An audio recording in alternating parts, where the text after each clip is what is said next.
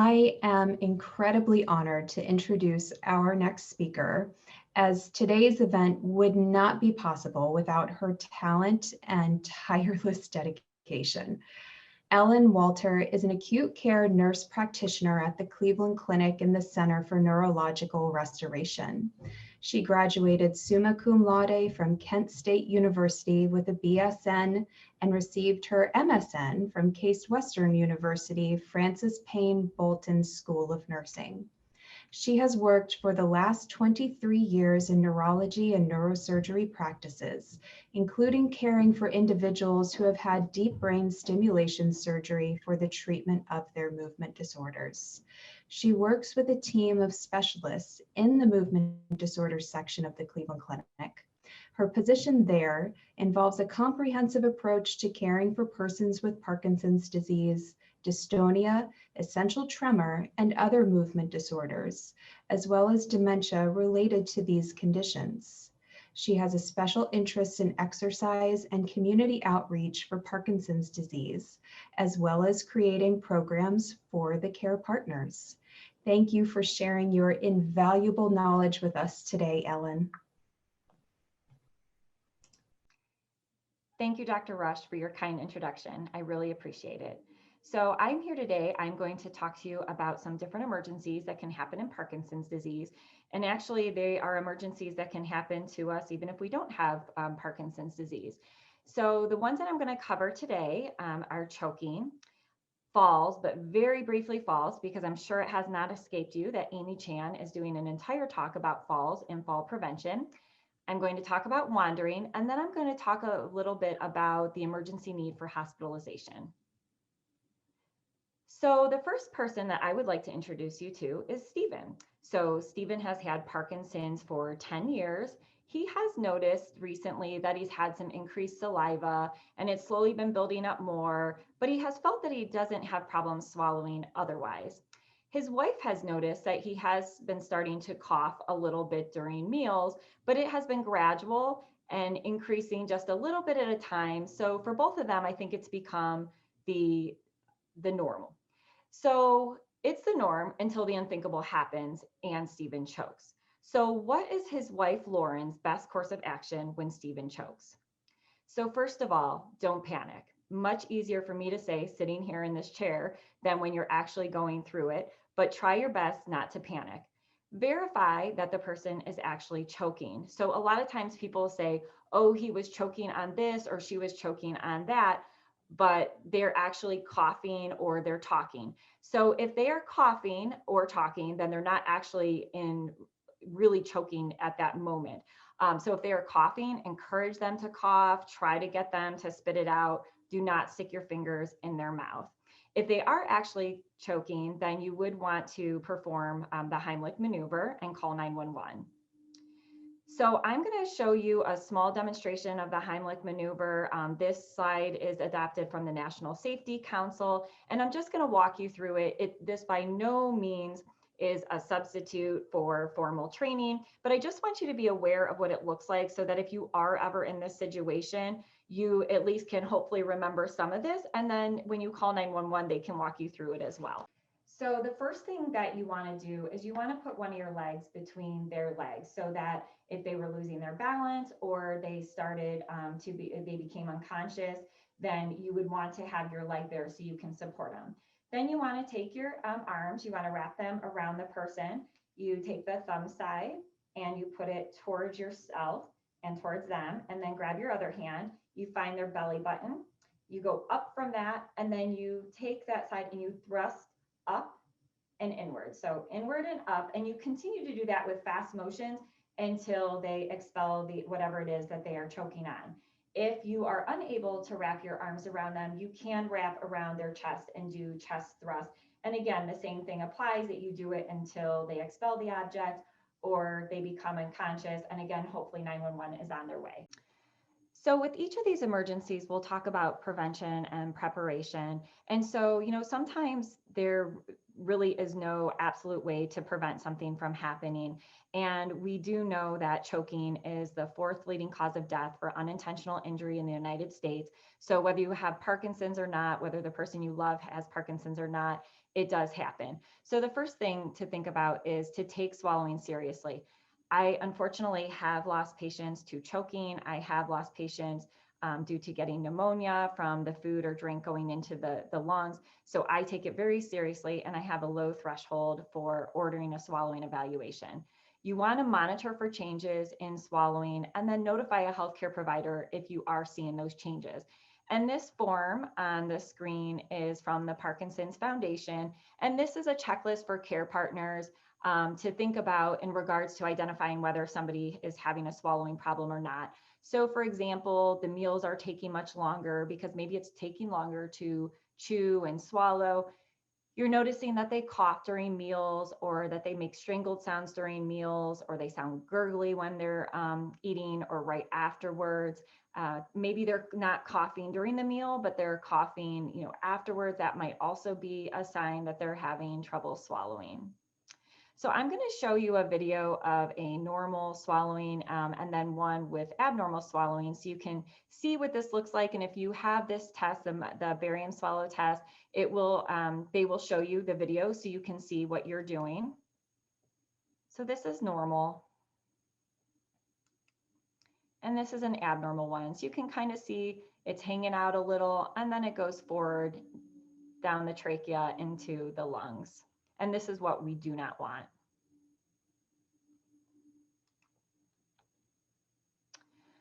So again, thinking about preparation and preventing, so speech therapy is really, really important. They have an integral part in this.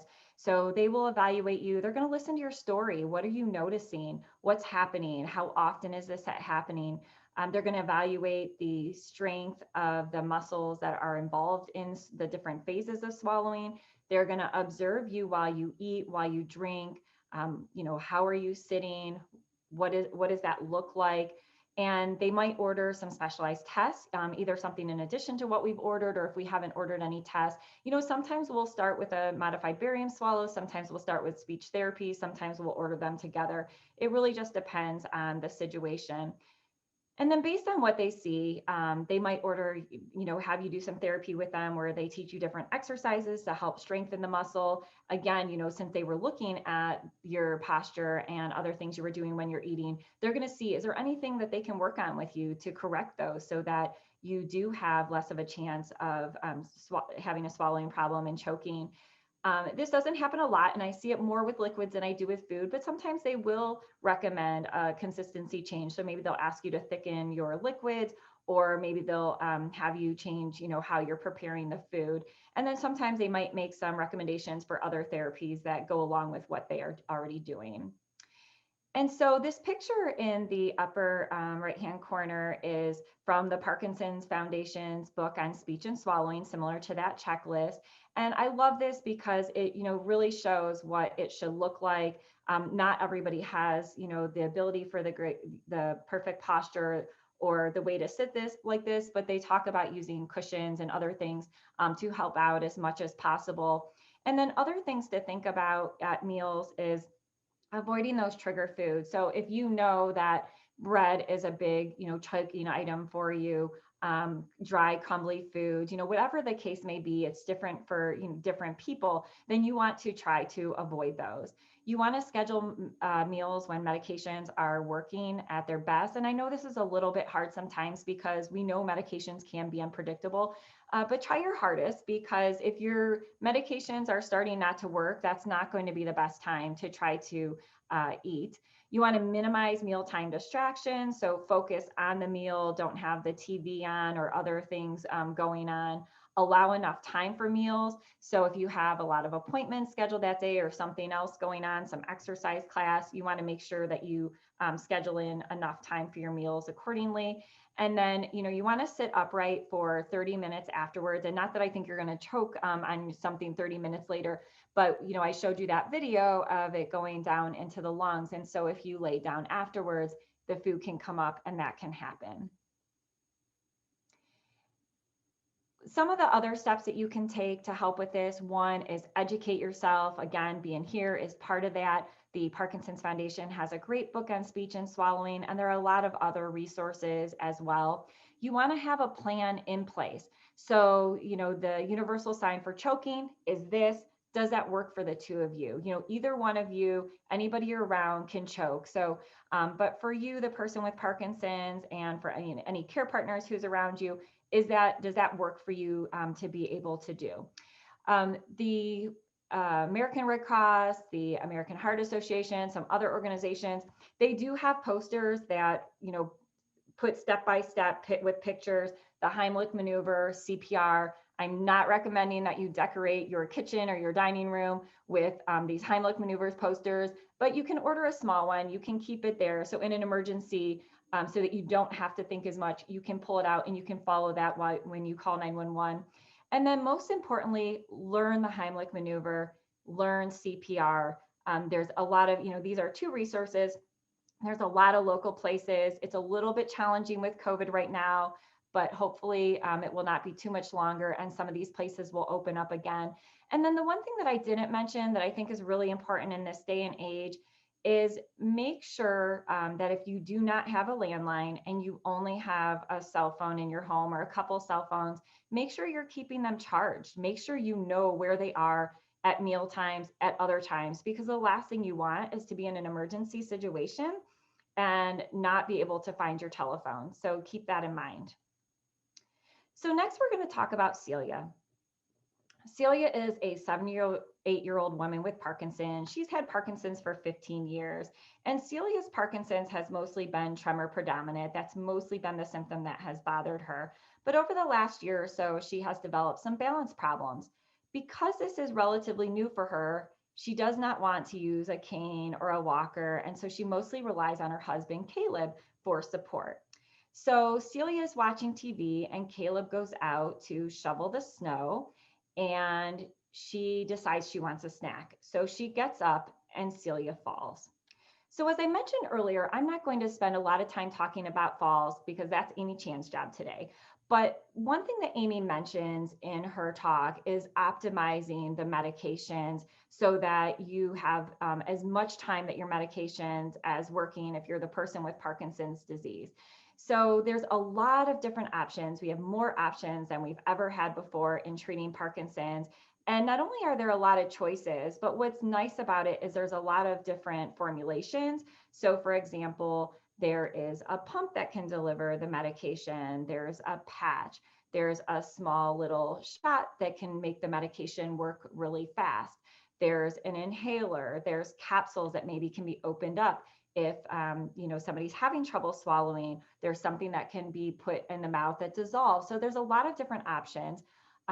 Some of these are relatively new on the market, and all of these medications are being represented in our exhibit hall. So if you have questions about any of them, I really highly suggest that you go and visit some of them so they can answer your questions. You can see what the different medications entail. And then deep brain stimulation for somebody who is a candidate, that is also another option in treating off times. We're not going to talk about it today, but that is an option. And then trials. So they're, clinicaltrials.gov, they have, a list, the Fox Foundation, Parkinson's Foundation, they all, talk about research, endorse research. So there's always a lot of trials going on for different medications and other treatments in Parkinson's. And then again, if you're in Northeast Ohio, we do have our Cleveland Clinic research table here that can talk to you about some of the ongoing trials we have. And then Jay Albert's group also has some exercise trials. And the other part that I wanted to talk to you about as a healthcare provider, so not only am I somebody who prescribes the medication, but I see people in the office, obviously, if I'm prescribing medications for their office visit for Parkinson's disease. And so when I look at the people that I see, these are the three things that I worry about, and at least two of them you're probably thinking about too. So the three things that I'm thinking about are bones, the brain, and the muscles. So in regards to the bones, whether it be, a finger or a hand that is broken, that might affect the way somebody eats or, takes care of themselves, or whether it's a bigger bone like a hip break, which has a high mortality rate within the first couple of years after a hip break. We want to avoid a fall at all costs. And then the next thing we worry about is a bleed in the brain. So unfortunately, this does happen. It's not always life-threatening, but it certainly can be. So again, we want to avoid a fall at all costs. And then the last one is the muscles. And that's something that a lot of people don't think about. And that's especially why I want to make sure that I bring it up today. So sometimes when somebody falls, they are not found for a while. So in this case of Celia, who knows, maybe her husband's going to take a couple hours to shovel. Then he's going to go over to, a friend's house and have some coffee because they were both out there cold and now they want to get warm. You don't know how long Celia would lay there if she couldn't get herself up. And sometimes, unfortunately, people can lay there 5 hours, 12 hours. We've even had people who have been on the ground for a day or so before they are found. And so what happens is when somebody is laying there for a long time, that muscle can start to break down. And when the muscles start to break down, it releases a protein called myoglobin. When a lot of muscle breakdown occurs, a lot of myoglobin is released. It can get blocked in the kidneys and it can cause kidney failure, which then can cause a whole host of problems after that. And so you really want to avoid this. It's called rhabdomyolysis at all costs. So how do we avoid this? A life alert bracelet. So this is something that people can have, if you live on your own and you have balance problems, or you don't live on your own, but you're somebody who falls a lot and maybe your care partner could be outside or they could, have gone to the store. This, all of these names of life alert bracelets and systems that I put on here were the ones that the Consumers Advocate .org just came out within the last week or so, that these are considered the 10 best medical alerts of 2021. The consumersadvocate.org website, it has, and I will have this in our resources to the right of your screen, but this website has everything that you would possibly want to know about all these plans. So it lets you know their rating with the Better Business Bureau. It lets you know the cost of the plans. What do they entail? Is it a matter of you pushing a button and EMS comes? Is it one of the systems that actually detects that you've fallen and they then ask you if you're okay? So there's all types of things that are, all different types of plans that they have that you can try out. But the important thing is that you have one if it's needed. And so, as I mentioned, it's mostly Amy Chan's job today to talk about falls and preventing falls. And one thing that she does is she takes some of those non-motor symptoms that Dr. Margolius talked to you about, and she reviews them and then ties them into how they can relate to falls and how they can contribute to falls. And so that's a really important piece of it. And then she'll also talk to you about home safety, a checklist, and in your resources section on the right, I put together a home safety checklist so that you can print that off and make sure that your home is safe.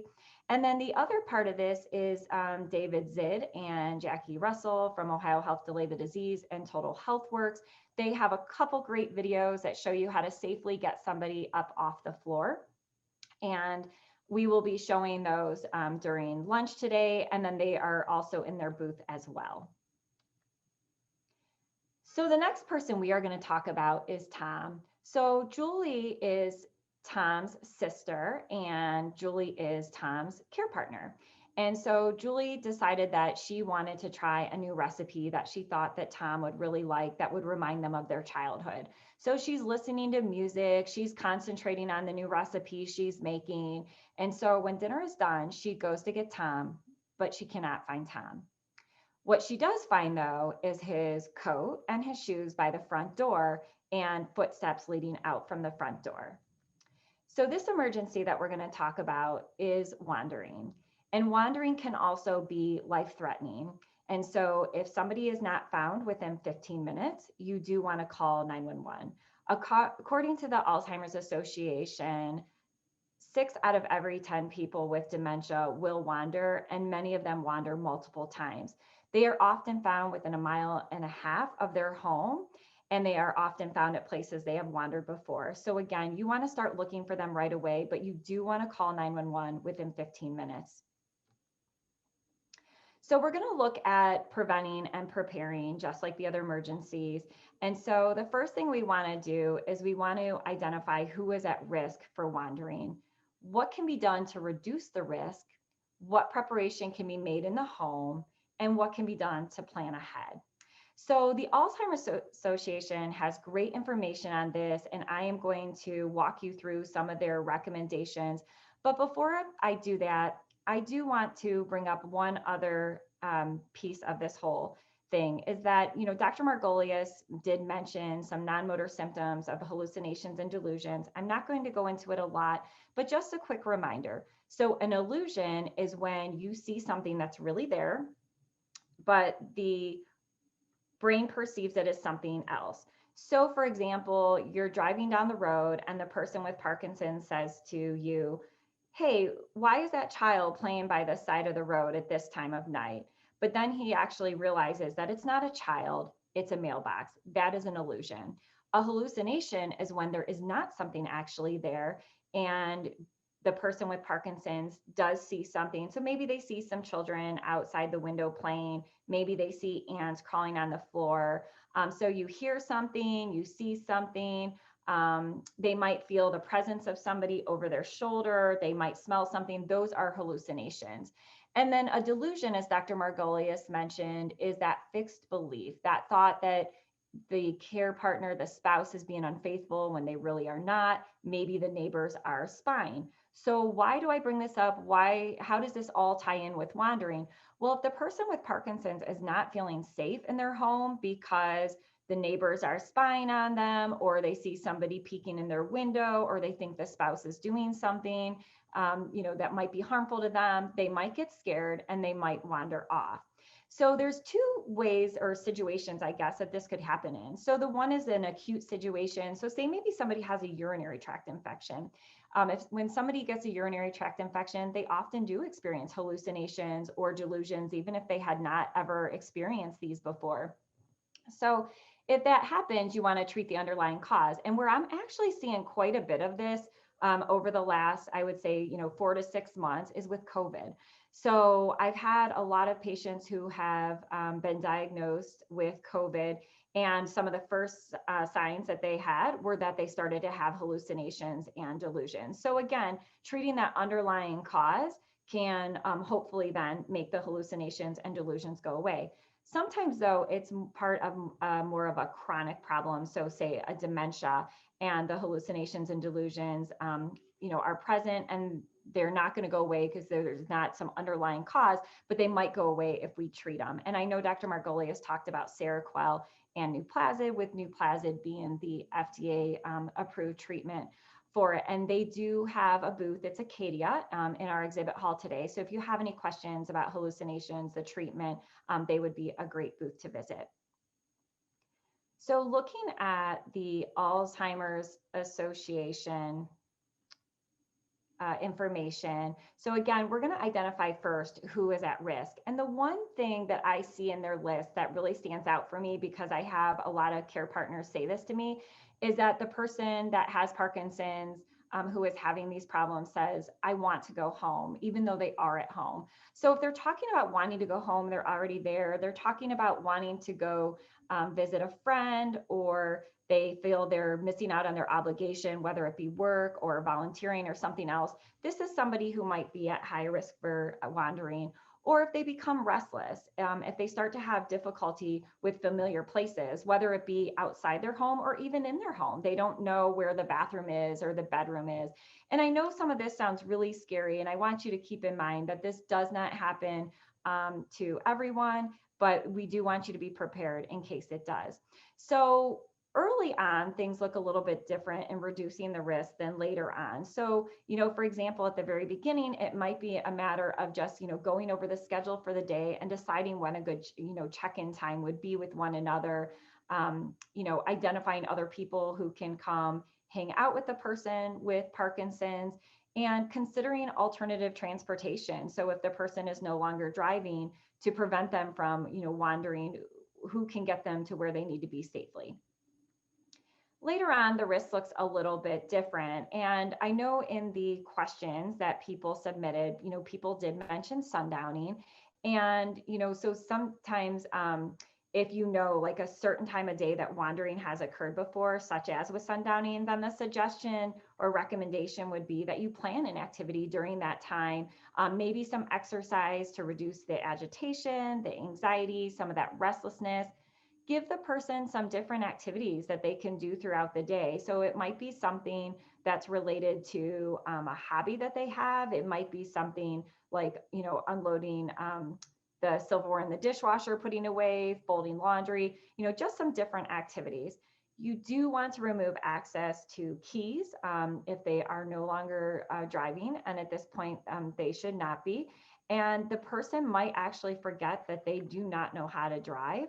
So that is why it's really important. And then you also, along those same lines, you don't want to leave them in the car, alone.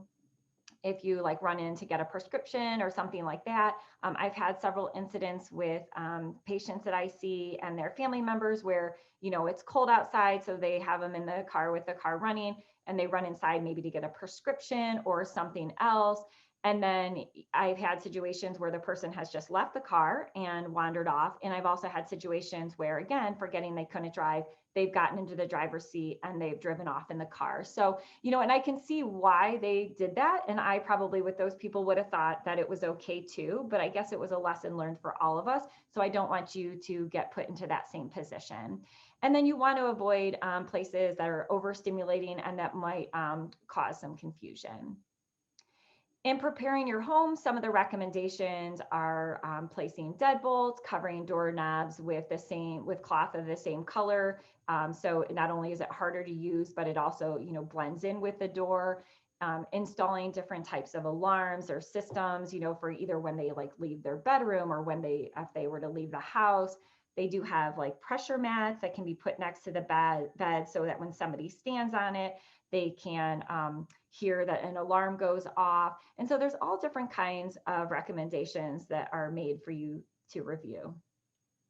And then, of course, as always, you want to plan ahead. So you want to talk to the people who live around you, let them know, what is happening. And I know that's a little bit hard because people like to keep to themselves sometimes, but it is really important if there is a risk for wandering so that they know to notify you if they see the person out by themselves, they look lost or they're inappropriately dressed, such as in our situation where Tom goes out without shoes and a coat on, which actually, does happen more than we like to think about.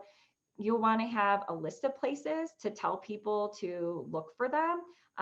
So, maybe like past jobs or other places they like to go, other places that they've wandered to in the past. And then there also is a wandering response service that is linked to one of the medical alert systems where it generates it's a nationwide program that would generate like a missing person report, and they continue to work with you until the person is found. So like they alert your local EMS and get people involved, and then the emergency contacts are on file. So it's a great system that you can enroll in if this is a concern for you. And then along the same topic as the wandering, a lot of people with the questions that were asked during registration did ask things that are related, such as the sundowning, anxiety, agitation, repetitive behaviors, the delusions that Dr. Margolius and I both referenced. So there's a lot of topics like this that the Alzheimer's Association has an amazing amount of information. They're such a great resource. They have a 24/7 helpline. And I think the thing to keep in mind here is sometimes people get a little bit scared when they hear Alzheimer's Association, but the Alzheimer's Association, they work with people who have cognitive impairment of every level and for every reason. And so they really are a great resource for the care partner. And so they do have a booth here today. So if any of this is information that pertains to you, I suggest stopping by and talking to them, looking at some of their resources. And again, their website has some great programs as well. And then another great resource is the Lewy Body Dementia Association. They also have a lot of like handouts and information about some of those topics that people asked about during registration. So some non-drug therapies, working on behavioral changes that maybe the person is displaying and you're not sure what to do with it. And again, the sleep as well. So next we're going to talk about Stella, and Harold is Stella's care partner. Stella has had Parkinson's for 11 years. She has recently developed just a mild amount of cognitive impairment, but what Stella's problem really is though she moved just fine with her Parkinson's disease, unfortunately Stella had a stroke, so she is not able to move as well. So in this situation, about 2 hours after dinner, Stella is sleeping in her chair, and her husband Harold comes out to wake her up to go to bed and finds that he can't wake her. So our job here is not to determine what's wrong with Stella. That's the hospital's job.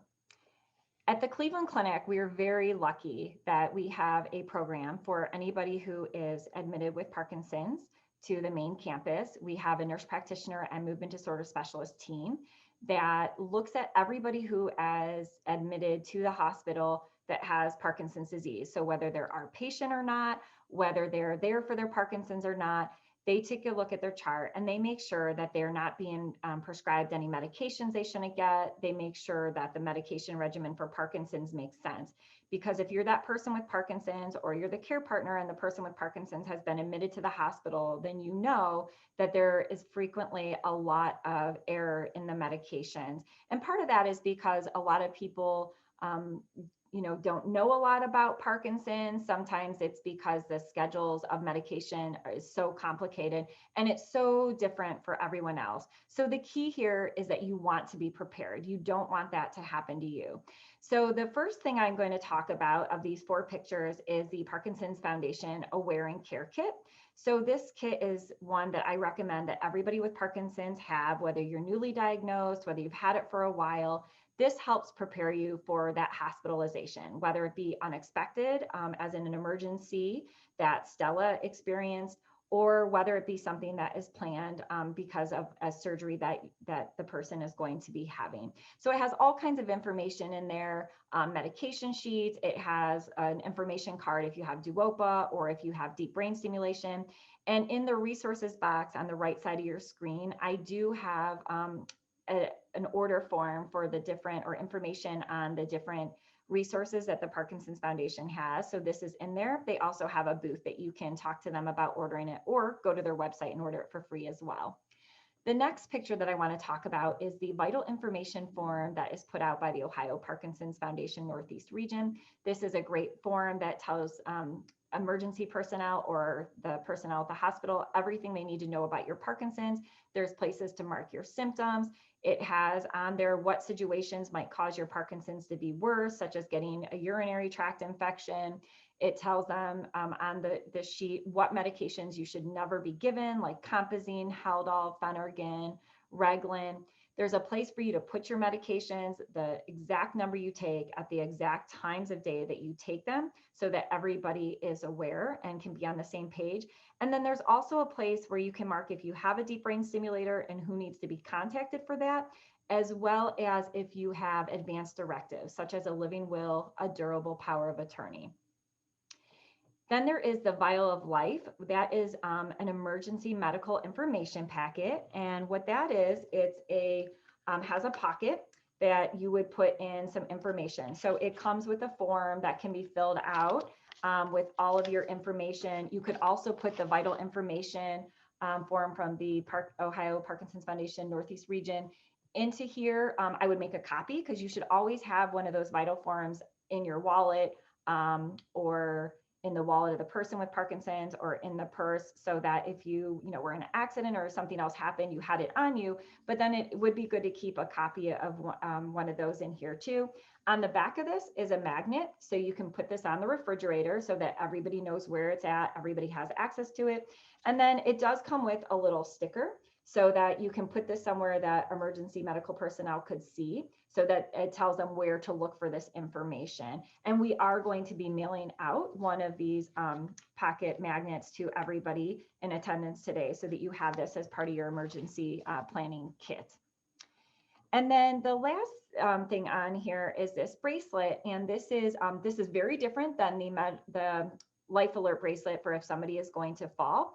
This is a medical alert bracelet. So sometimes you'll just see that they're silver and engraved, and it will say like diabetes, deep brain stimulation, no MRI, things like that. But this one is a USB. So it takes a part, the emergency medical personnel can plug it in. They can get all of your information that, that they need about you. The key to all of this is not only to be prepared, it's to be prepared constantly. So you have to make sure that you are updating these. The medications change for the person with Parkinson's, it needs to be updated. The power of attorney changes, it needs to be updated. So it's not just about planning for now, it's also planning for the future.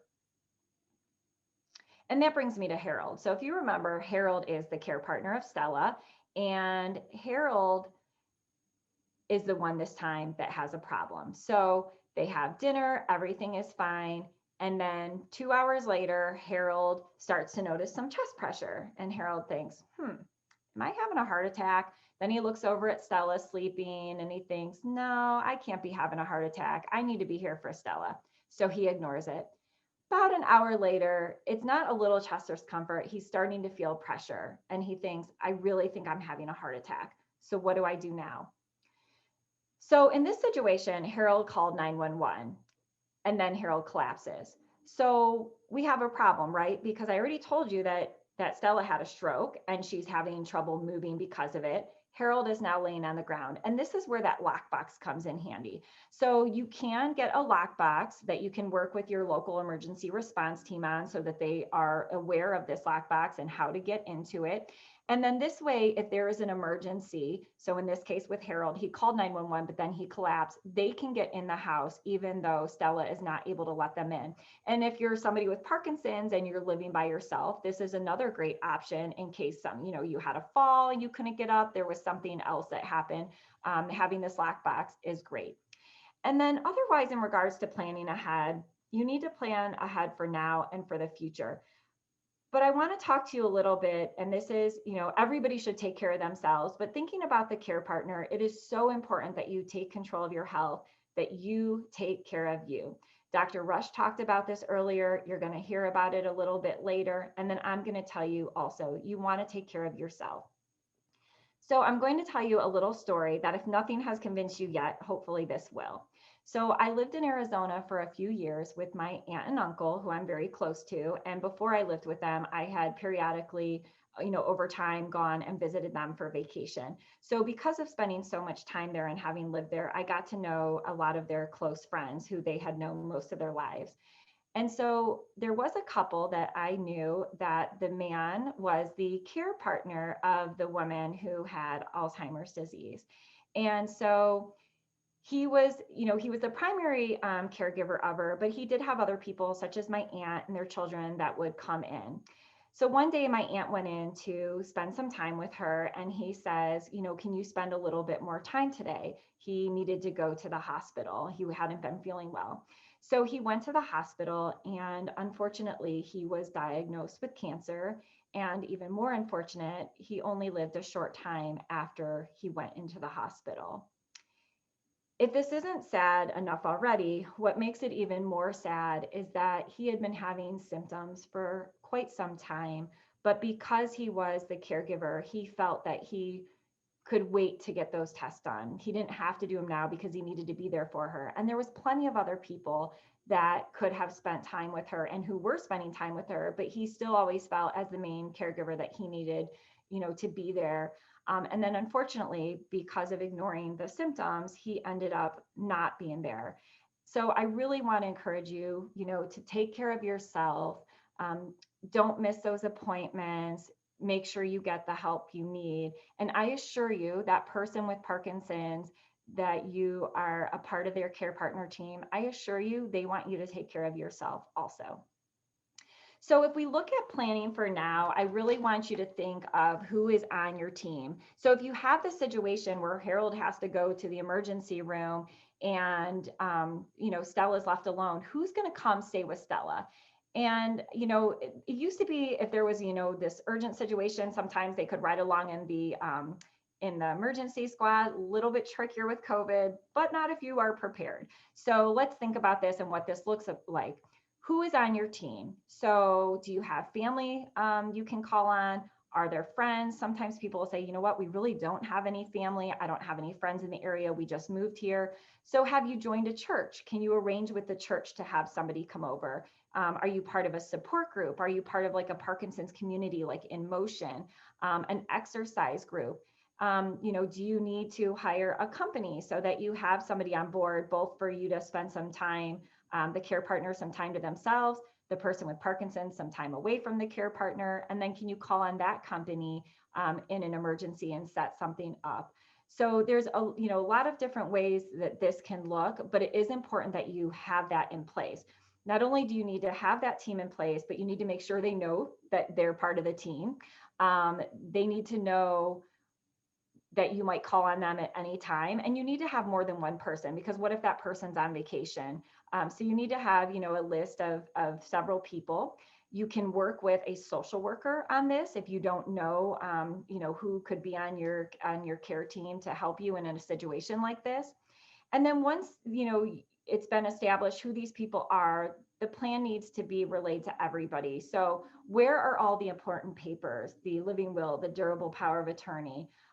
Do they know what the daily routine is of this person? Now, if there's somebody that doesn't have any cognitive problems, maybe some of this doesn't matter as much. But again, we're kind of looking at every situation. So what is their daily routine? What is their medication schedule? Do they have any safety concerns? Do they have hearing aids? Do they have visual aids? All this has to be in place so that if something were to happen to the care partner in an emergency situation, this can be taken care of. And then we also have to look at the future and the unfortunate situation of if the care partner is no longer able to provide support to the person with Parkinson's. Have you talked about what that looks like? Have you talked about what the future plan would be should something happen? So I think, again, it's establishing the team, but maybe this team looks a little bit different in regards to, thinking long term. But you have to have those long-term plans. So maybe that involves talking to a social worker, whether it be, where you and your loved one get your care from, whether it be a local community. You need to either work with a social worker, or sometimes people will start working with an elder law attorney who can help them prepare for long-term care planning in regards to where they're going to live, the financial aspect of that, drawing up legal documents such as the living will, durable power of attorney. So whatever that looks like for you, it's going to be different for different people, but you do need to be prepared. Recently, I had somebody say to me when they had an unexpected situation, they said, "Ellen, we never expected this. We were so unprepared." So the way I look at it is better to be prepared and not need it than to need it and not be prepared. So on that note, I just want to bring up this slide quick that has a lot of statistics about caregiving in the United States. This is put together in a caregiving report for 2020 by AARP and the National Alliance for Caregiving. And so 53 million people in the United States are in an unpaid caregiving role, some of them taking care of more than one person. So you are definitely not alone. And we do know there's a lot of resources out there for you. But one of the statistics on here that really sticks out for me is where it says 23% of Americans say that caregiving has made their health worse. Please take care of yourself. Please be prepared and don't be that statistic. So the last slide that I'm going to share with you today is resources for care partners. This also will be in the resources section on the right side of your screen. Some of them I mentioned, like the Parkinson's Foundation and the Alzheimer's Association. Some of them I did not. Our exhibitors are also great resources, and then your favorite social worker. So we are very lucky at the Cleveland Clinic to have Leah. She has been such a saving grace for both us and our patients in regards to the help she has provided. She has so much knowledge, and she's going to be sharing that knowledge with you later as she puts that final piece of the puzzle together to help you identify maybe what your needs and your loved one's needs are, and what resources she can help you out with to get things put into place for you. Thank you so much for your attention. I hope you found this to be valuable.